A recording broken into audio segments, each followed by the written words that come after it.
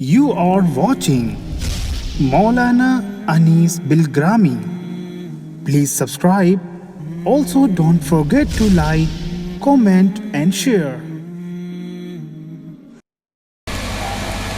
नबी करीम सल्लल्लाहु अलैहि वसल्लम एक मौके पर अपने सहाबा के दरमियान तशरीफ फरमा थे। मेरे मुस्तफ़ा ने अपने सहाबा से 4 सवालात किए। सैयदना अबू हुरैरा रज़ियल्लाहु ताला अन्हु उस हदीस के रावी हैं। वो हदीस मुस्लिम शरीफ में मौजूद है। नबी करीम सल्लल्लाहु अलैहि वसल्लम ने अपने सहाबा को मुखातब किया और फरमाया, मन अस्बहा मिनकुमुल यौम साइमा, ये बताओ आज तुम में से रोजे की हालत में किसने सुबह की है, यानी आज तुम में से नफली रोजा किसने रखा। रोजा रमजान के रोजे तो फर्ज हैं। क्या वजह थी कि मेरे मुस्तफ़ा हर पीर और हर जुमेरात का रोजा रखा करते थे? कोई तो वजह होगी।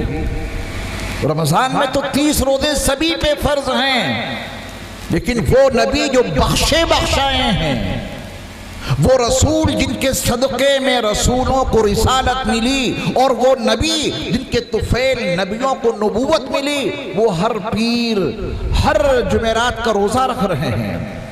अय्यामे 20, 13, 14, 15 हर महीने की इन 3 तारीखों में 3 रोजे आप रख रहे हैं। नफली रोजों की कोई अहमियत होगी ना?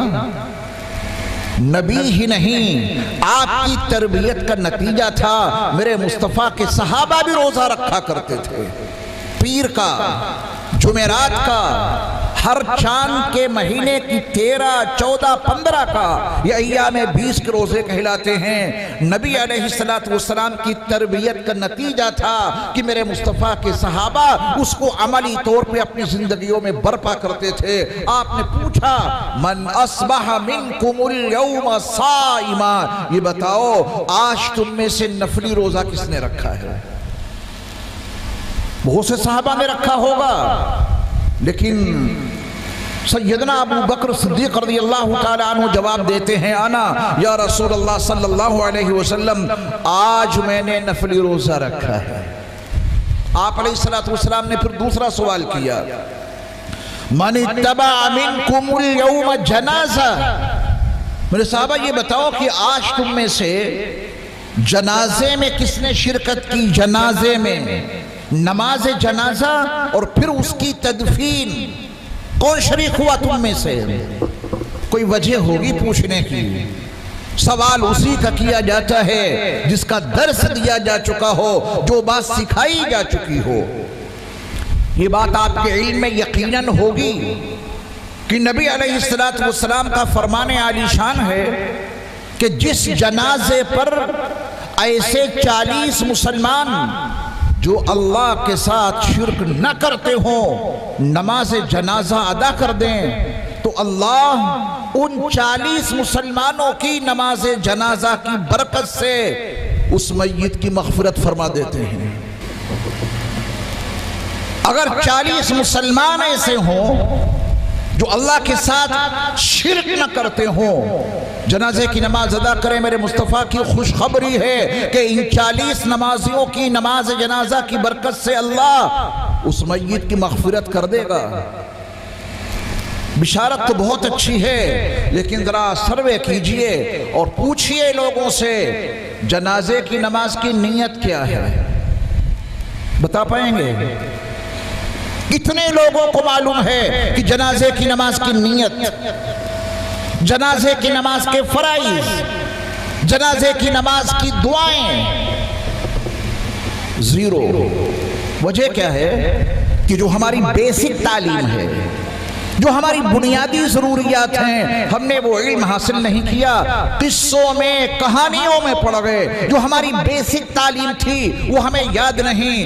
बाप दुनिया से जा रहा है, आखिरी हदिया और तोहफा देने के काबिल नहीं। बेटे का जनाजा उठ रहा है, बाप अपने बेटे को आखिरी तोहफा देने के काबिल नहीं। भाई का जनाजा उठने वाला है और भाई को आखिरी तोहफा देने का तरीका और सलीका नहीं मालूम। मेरे मुस्तफ़ा तो बता गए कि ये वो तोहफा है, इससे इस मैयत की मग़फ़िरत हो जाएगी। अभी ये मत कहना कि उस जनाजे में मजमा बहुत ज्यादा था। देखना यह है कि उस मजमे में जनाजे की नमाज पढ़ने वाले कितने थे। नियत नहीं मालूम, अल्लाह अकबर एक मरतबा पढ़ लेते हैं, जबकि मसाला ये है कि ये 4 तकबीरें 4 रकातों के कायम मकाम है। अगर एक तकबीर भी छूट गई तो आपकी तरफ से वो हदिया उस मैयत को नहीं मिल पाएगा, आपकी तरफ से वो नमाज अदा ही नहीं होगी। मुसलमानों की 24 घंटे की जो मामूलाती जिंदगी है उसमें जो मसाइल दरपेश हैं वो आप सीखें। नबी अलैहिस्सलातु वस्सलाम ने नमाज जनाजा पढ़ने वालों को भी खुशखबरी सुनाई। आपकी जनाजे की नमाज से मैयत की मग़फ़िरत होगी। आपको क्या मिलेगा? करोड़ों दुरूद व सलाम हो नबी आखिरुज़्ज़मान सल्लल्लाहु अलैहि वसल्लम पर, जिन्होंने जनाजे की नमाज पढ़ने वालों को ये खुशखबरी सुना दी कि तुमको 1 क़ीरात सवाब मिलेगा और 1 क़ीरात 1 उहद पहाड़ के बराबर है। अगर जनाजे की नमाज के साथ साथ उसकी तदफीन में हिस्सा ले लिया तो अल्लाह आपको 2 क़ीरात सवाब अता करेगा, 2 उहद पहाड़ के बराबर सवाब मिलेगा। बड़ी अहमियत है जनाजे में शरीक होने की। नबी ने तोहफा दिया था नमाज जनाजा की शक्ल में, वो तोहफा भी आप देने के काबिल न रहे, आपको नमाज जनाजा ही याद नहीं तो तोहफा किस चीज का देंगे। नबी अलैहिस्सलाम ने पूछा मन इत्तबा मिनकुमुल यौम जनाजा, ये बताओ आज तुम में से जनाजे में कौन शरीक हुआ। बहुत से सहाबा शरीक हुए होंगे, लेकिन जवाब दे रहे हैं मोहसिन इस्लाम सैयदना अबू बकर सिद्दीक रज़ियल्लाहु ताला अन्हु, या रसूल अल्लाह सल्लल्लाहु अलैहि वसल्लम आज मैंने जनाजे में भी शिरकत की है। 2 सवाल याद हो गए। नफली रोजा किसने रखा, जनाजे में कौन शरीक हुआ। तीसरा सवाल आप अलैहिस्सलातु वस्सलाम ने पूछा मन अतामा मिनकुमुल यौमा मिस्कीना, ये बताओ आज तुम में से किसी मिस्कीन को खाना किसने खिलाया। इसका मतलब मिस्कीन को खाना खिलाने की भी बहुत ज्यादा अहमियत होगी, तभी मेरे मुस्तफ़ा ने पूछा है। क्या अहमियत है मियाँ? इतनी बड़ी अहमियत है कि अगर मिस्कीन को खाना नहीं खिलाया तो जन्नत नहीं मिलेगी। अकेले अकेले खाते रहे, ये अकेले खा लेना कोई खूबी नहीं है। असल खूबी तो ये है कि हमारे खानों में मिस्कीनों का हिस्सा लग जाए, हमारे खानों में गरीबों का हिस्सा लग जाए, हमारे खानों में यतीमों का हिस्सा लग जाए, हमारे खानों में बेवाओं का हिस्सा लग जाए, हमारे खानों में बेसहारा लोगों का हिस्सा लग जाए, तब है कोई खूबी। अकेले ही अकेले खाते रहे, मिस्कीन तड़पता रहा, फकीर बिलकता रहा, बेवाएं सिसकती रहीं, यतीम परेशान रहे। क्या होगा मालूम आपको? जब जन्नती पूछेंगे जहन्नमियों से मा सलककुम फी सकर, तुम्हें जहन्नम में कौन सी चीज ले आई, जहन्नमियों का पहला जवाब तो ये होगा कालू लम नकु मिनल मुसल्लीन, हम नमाजी नहीं थे। और एक दूसरा जुर्म हम ये करते थे वलम नकु नुतइमुल मिस्कीन, हम मिस्कीन को खाना नहीं खिलाते थे, अकेले अकेले खा लेते थे। हमने मिस्कीनों को नहीं खिलाया, हमने यतीमों को, फकीरों को, मोहताजों को, बेवाओं को, बेसहारा लोगों को खाना नहीं खिलाया। यह है हमारा वो जुर्म जिसकी वजह से हमें जहन्नम में डाला गया। बात समझ में आई? अपने खानों में मिस्कीनों का हिस्सा लगाया करो। आपकी बस्ती में कोई भूखा ना सोए, जो जरूरतमंद है वहां तक खाना पहुंचाइए। मदरसों में जो तलबा रहते हैं रात को सोच लिया करना कि मदरसे के बच्चों ने आज खाना खाया है कि नहीं। ऐसा ना हो कि मदरसे के बच्चे भूखे सो जाएं और हम अपने दस्तरखान पर तरह तरह की डिशें लगा के खाना खा लें। ये बहुत बड़ा जुर्म है। मेरे मुस्तफ़ा अलैहिस्सलातु वस्सलाम ने अपने सहाबा का ये मिजाज बना दिया था, खुद भूखे रहकर वो दूसरों को खिला दिया करते थे। युसिरून अला अनफुसिहिम वलौ कान बिहिम खसासा, खुद परेशानी झेलकर दूसरों को अपने ऊपर तरजीह देते हैं। ये मेरे मुस्तफ़ा की तालीमात का नतीजा था। तो सिद्दीक़ अकबर ने जवाब दिया, आना या रसूल अल्लाह सल्लल्लाहु अलैहि वसल्लम, ये काम भी मैंने आज किया है, यानी मिस्कीन को खाना खिलाया है मैंने। कितने सवाल याद हो गए? 3। नफली रोजा किसने रखा? जनाजे में किसने शिरकत की? मिस्कीन को खाना किसने खिलाया? चौथा और आखिरी सवाल, नबी अलैहिस्सलातु वस्सलाम ने पूछा, मन आदा मिनकुमुल यौम मरीज़ा, किसी बीमार की मिजाज पुरसी किसने की? यह आखिरी सवाल है। बीमार की मिजाज पुरसी, बीमार के पास जाकर तसल्ली के जुमले कहना,